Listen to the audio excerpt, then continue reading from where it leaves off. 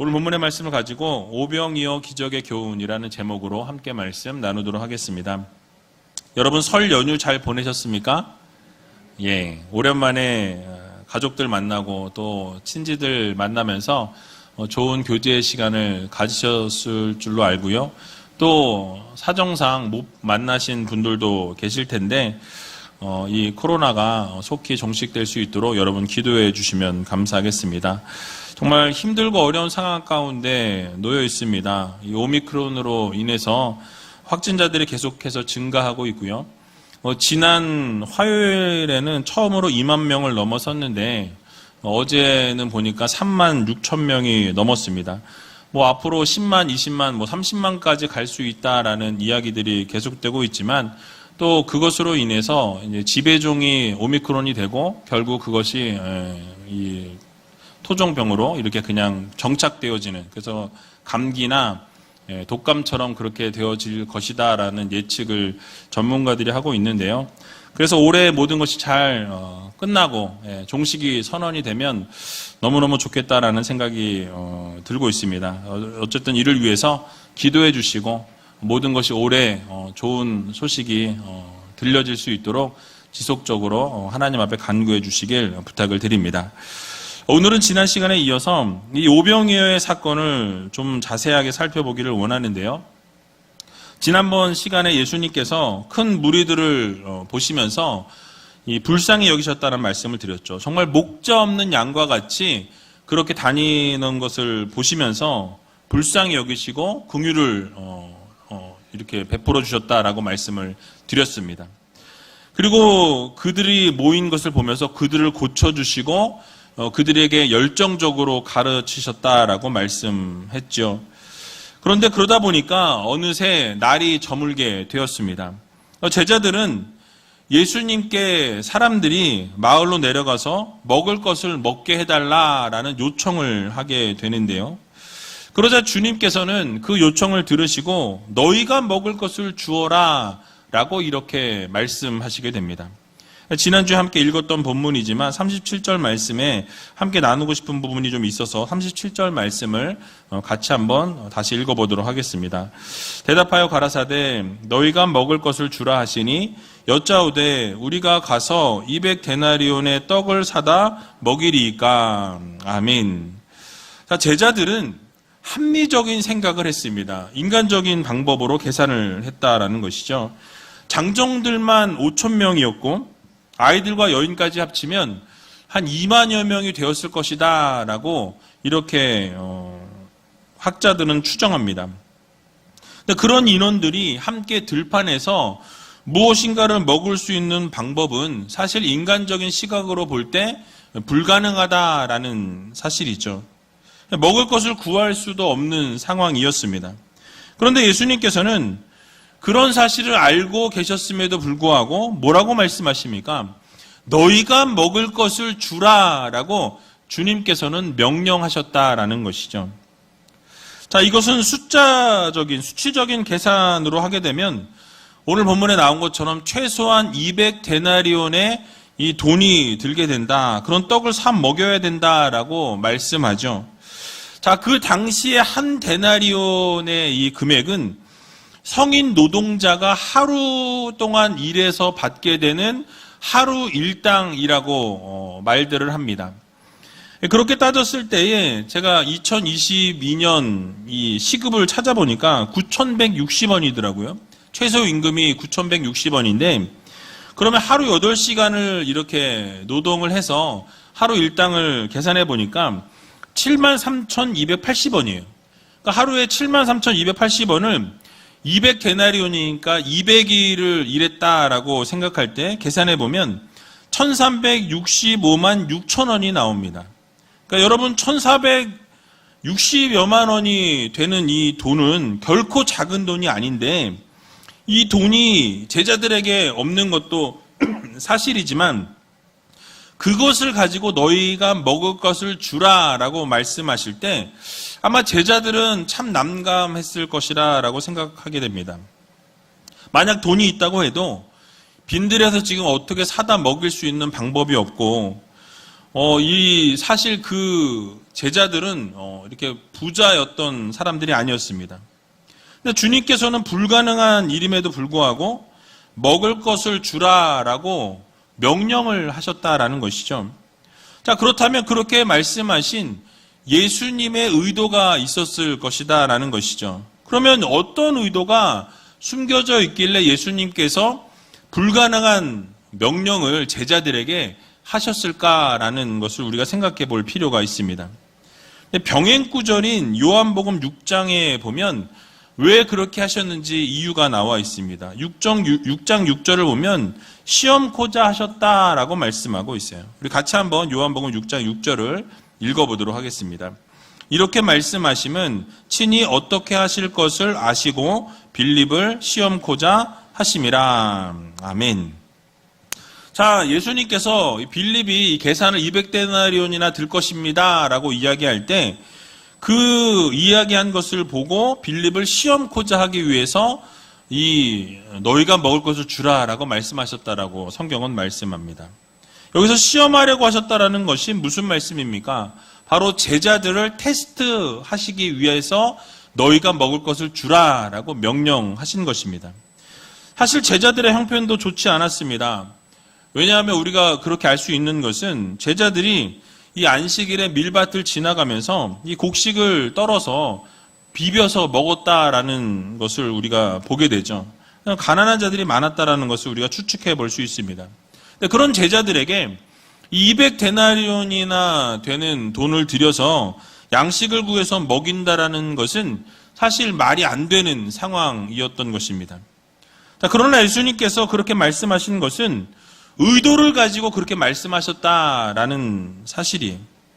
그동안 예수님께서 보면은 병자들을 낫게 하셨고 놀라운 기적을 베푸셨고 귀신을 내어 쫓으시면서 많은 이적들을 제자들 앞에서 행하셨던 것을 보게 됩니다. 그리고 얼마 전 제자들은 무엇을 경험했습니까? 예수님께서 그들에게 귀신 쫓을 권세를 주시고 병자들을 고칠 수 있는 능력을 허락하실 때에 그들이 둘씩 짝을 지어서 나가서 복음을 증거하고 말씀을 전할 때 귀신이 쫓겨나게 되고 병자들이 회복되어지는 놀라운 기적을 이미 그들이 경험했던 바였습니다. 자, 그러면 이제 주님께서 너희가 먹을 것을 주라라는 이 명령을 하실 때에 그들이 어떻게 반응하는 것이 맞겠습니까? 그동안 주님께서 이렇게 많은 기적을 베푸셨으니 이번에도 주님께서 그런 기적을 베풀어 주시길 원하나이다 라고 이렇게 반응하기를 주님께서는 원하셨던 것입니다. 자, 그런데 그렇게 주님을 전적으로 믿고 신뢰하는 모습을 보여야 함에도 불구하고 제자들은 그러한 기대가 다 무너져 버리는 대답을 하게 되죠. 이걸 어떻게 할 수 있습니까? 라고 묻고 있는 것을 보게 되는 거예요. 그러니까 우리 주님께서 그렇게 믿음으로 고백하는 제자들을 기대하면서 이 제자들을 테스트하시고 시험하셨는데 그 제자들의 모습은 예수님을 전적으로 의지하고 바라보지 못하는 모습을 보여주었다라는 사실이에요. 자, 오늘을 살아가는 우리들에게 있어서도 하나님께서는 동일하게 우리들에게 요구하시고 우리를 시험하기 원하신다라는 사실입니다. 때로는 고난을 허락하시고 우리 가운데 어려움을 주셔서 하나님을 더욱더 믿고 나아갈 수 있도록 하나님을 더욱더 전적으로 의지하는 성도가 되도록 하나님께서는 시험하신다라는 말씀이. 그럼에도 불구하고 우리의 모습을 보게 되면 이 제자들의 모습과 동일한 모습으로 살아갈 때가 너무나 많이 있는 것을 보게 됩니다. 그러니까 주님의 전능하심과 이 주님의 놀라우신 은혜를 우리가 날마다 덧입고 살아가면서 매일매일 숨쉬고 살아가는 것 자체가 기적일진데 그럼에도 불구하고 그 기적을 체험하면서도 결정적인 순간이 되면 우리는 어떠합니까? 그러한 믿음은 온데간데 없고 하나님을 바라보던 이것을 다 내려놓고 인간적인 계산을 하고 인간적인 시각으로 바라보게 되는 것을 보게 되죠. 그리고 예수 그리스도의 전능하심을 깨닫지 못하는 우리의 모습을 들여다보게 되는 것입니다. 혹시 인간적인 방법과 생각으로는 이 도저히 뛰어넘을 수 없는 일이 여러분 앞에 가로막혀 있을 때에 여러분 꼭 기억하셔야 될 것은 우리 예수님이 우리와 함께 하신다라는 것을 여러분들 모두 기억하시기 바랍니다. 주님을 전적으로 의지하고 믿음으로 나아가게 되면 우리 주님께서 놀라운 기적과 역사를 여러분의 삶 가운데 이루신다라는 이 사실을 여러분들 모두 믿으시기 바랍니다. 그래서 우리 주님께서는 영적인 것뿐만 아니라 육적인 것까지도 채우시고 공급해 주시는 주님이시라는 이 사실을 기억하시고 어떤 어려움과 고난과 환난이 여러분 앞에 찾아올지라도 주님께서 반드시 기적을 베푸시고 놀라운 이적을 여러분의 삶에 이루어 주실 것을 여러분 모두 믿으시고 날마다 주님만 의지하고 주님만 바라보며 살아갈 수 있는 귀한 우리 제일교회 모든 성도님들이 되시길 주님의 이름으로 간절히 축원합니다. 자, 그런 상황 가운데서 예수님께서는 이 제자들에게 떡이 몇 개가 있는지 물으시는 것을 보게 되죠. 그리고 알아본 결과 이 떡 5개와 물고기 2마리가 있는 것을 보고받게 됩니다. 자, 그러자 제자들에게 명하셔서 모든 사람들을 푸른 잔디 위에 다 앉히라라고 말씀하시죠. 오늘 본문 38절에서 40절에 나와 있는데요. 같이 한번 읽어보도록 하겠습니다.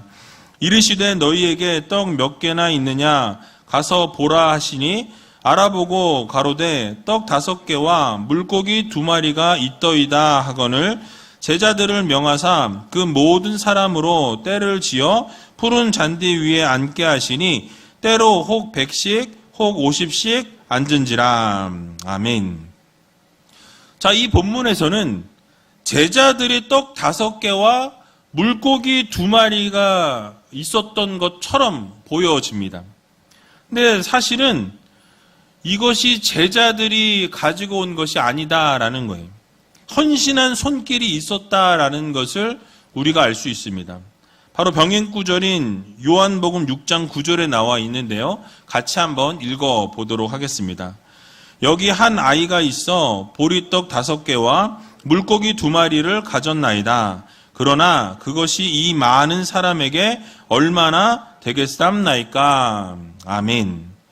자, 요한복음에는 한 아이가 등장하고 있는 것을 우리가 보게 되죠. 이름도 나오지 않고 이 아이에 대한 설명도 전혀 없는 그냥 한 아이입니다.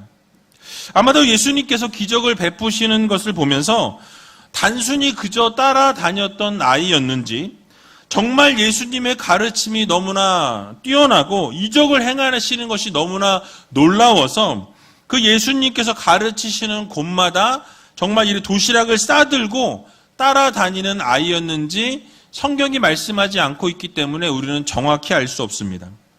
하지만 추측해 볼 수 있는 것은 이 보리떡 5개와 물고기 2마리를 가지고 온 것을 볼 때에 이 말씀을 따라다니면서 듣게 되었고 그것을 후원하는 어머니가 계셨을 것으로 생각해 볼 수 있습니다. 어머니가 지원해주고 축복해 주면서 이 도시락을 싸주고 그 말씀 잘 듣고 말씀 잘 기억해서 그 삶에 적용하면서 그렇게 살기를 원하시는 그 부모님의 후원이 있지 않았을까라는 생각을 해볼 수 있는 것입니다. 자, 그렇다면 그 음식은 누구의 것입니까? 바로 그 음식은 한 아이의 것이었다라고 성경은 말씀하죠. 그 혼자만의 것이었다라는 거예요. 누구와 나누어 먹을 만큼 엄마가 싸준 도시락이 아니었습니다. 그래서 어쩌면 그 아이 혼자서 그 도시락을 먹을 계획을 가지고 있었을 것입니다. 하지만 자신이 그 음식을 숨기지 아니하고 그 음식을 찾아 나설 때에 그것을 모두 헌신하고 드렸다라는 것을 우리가 알게 되는 것이죠. 그래서 그 모든 것을 드리게 될 때에 장정만 5천 명이 먹게 되고 또 예측할 수 있는 것은 약 2만여 명의 아이와 여인까지 함께 배불리 먹게 되는 놀라운 기적의 역사가 바로 이 아이가 드린 헌신을 통해서 이루어지게 되었다라는 것을 우리가 깨닫게 되는 것이죠. 자, 우리는 이 아이의 헌신을 어떻게 보면 너무나 당연한 것으로 볼 수도 있지만 어쩌면 그 자리에 있는 사람들 가운데는 이 도시락을 싸온 사람이 혹시 있었을지도 모릅니다. 근데 그럼에도 불구하고 그 도시락은 내 것이고 내가 먹어야 하고 지금 배가 고프니 이따가 배가 고플 때 먹어야 하기 때문에 그것을 내어놓지 못한 사람도 분명히 있을 것이라고 우리는 예측해 볼 수 있습니다. 근데 그럼에도 불구하고 한 아이가 자신의 도시락을, 어머니가 정성껏 싸준 이 도시락을 자신이 숨겨놓고 먹지 아니하고 적지만 그 적은 것을 드리게 될 때 놀라운 기적의 역사가 일어나게 되었다라는 것을 우리는 보게 되는 것이죠. 자, 마찬가지로 우리의 손에도 작은 것이 있습니다. 그리고 그 작은 것으로는 아무것도 할 수 없다라고 생각하는 경우가 많이 있는 것을 보게 되죠. 부족하다고 생각하는 경우가 있습니다. 이 적은 것으로 무엇을 할 수 있을까? 아무것도 할 수 없다라고 생각하는 경우들이 있는 거예요. 자, 그러나 하나님의 손을 의지하고 하나님의 능력을 믿고 적은 것이라도 믿음으로 하나님 앞에 드리게 될 때에 하나님께서는 놀라운 기적의 역사를 맛보게 하시고 놀라운 하나님의 이적을 여러분의 삶에 나타내 주신다라는 이 사실을 여러분 모두 믿으시기 바랍니다. 그래서 요한복음 6장 9절에도 보니까 그것이 이 많은 사람에게 얼마나 되겠삼나이까? 라고 이렇게 묻는 것을 보게 되죠. 그런데 믿음의 눈으로 믿고 나아가게 될 때에 결국 기적의 역사가 일어나게 되었던 것처럼 여러분 반드시 우리의 삶에도 믿음의 눈으로 바라보고 하나님께서 이루실 것을 기대하면서 믿음으로 드리게 되면, 헌신하게 되면 하나님께서 기적을 이루시고 여러분의 삶에 놀라운 것으로 채워주신다라는 이 사실을 여러분들 모두 믿으시기 바랍니다. 만약 그 자리에 있었던 제자들이나 그 아이가 이 적은 것이 얼마나 도움이 되겠나라는 생각으로 내놓지 않았다라면 여러분, 우리는 성경에서 오병이어의 기적을 볼 수 없었을 것입니다. 한 사람의 희생과 이 한 사람의 헌신을 통해서 2만 명에 가까운 사람들이 배불리 먹고도 12광주리가 남게 되는 놀라운 기적의 역사가 일어나게 된 그 출발점이 그 어린아이의 헌신과 어린아이의 희생으로 시작이 되었다라는 것을 여러분들 모두 기억하시기 바랍니다.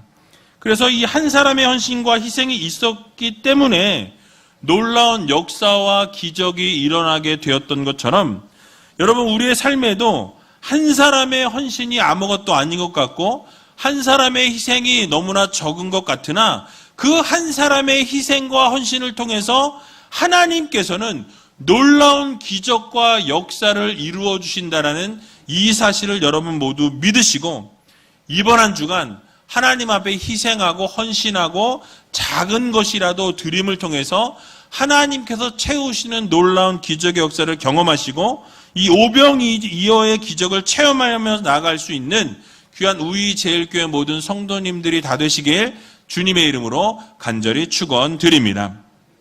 자, 이제 마지막으로 예수님께서 이제 이 모든 사람들의 때를 지어서 앉으라고 말씀하시고 그 사람들 앞에서 이 떡과 이 물고기에 축사하시고 하나님 앞에 간절히 기도하시면서 감사의 기도를 올리신 이후에 사람들 앞에 가져놓게 하라고 말씀하실 때 놀라운 기적의 역사가 일어나게 됩니다. 모두가 배불리 먹고 12광주리가 남게 되었다라고 오늘 성경은 말씀하죠. 오늘 본문 41절에서 44절에 나와 있는데요. 같이 한번 읽어보도록 하겠습니다.